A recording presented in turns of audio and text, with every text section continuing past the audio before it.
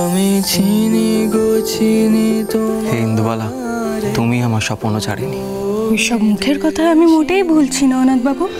তুমি থাকো কে বললো মুখের কথা? তুমি থাকো সিন্ধু পার। আমাকে বিয়ে করবে ইন্দুবালা? বিদেশিনী। এ কি করছেন?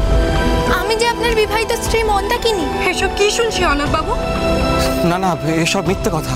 আমি যে শুধু তোমাকেই ভালোবাসি ইন্দু। ছি ছি, ও কথা বলবেন না। আপনি যে আমার পতি পরমেশ্বর। না, আমি তোমার ভ্রাতা, তুমি আমার ভগিনী। হ্যাঁ, যে নারীর সাথে প্রেম নেই, মন্ত্র পড়ে বিয়ে দিলেও তাকে আমার স্ত্রী বলে মানি না। তবে আমার কি হবে? ব্রাহ্মধর্মে দীক্ষা নিয়ে আমাদের বিবাহ বিচ্ছেদ হবে, আর তারপরে সুপাত্র দেখে আমি তোমাকে বিয়ে দেবো।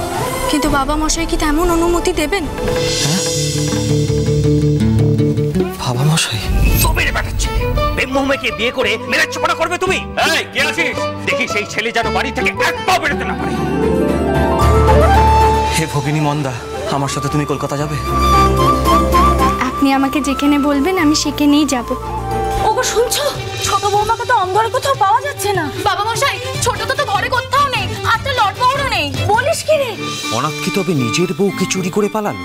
প্রভাত কুমার মুখোপাধ্যায়ের বউ চুরি 5ই আগস্ট থেকে সোম থেকে শনি সন্ধ্যে 7:30টায় আকাশ 8-এ।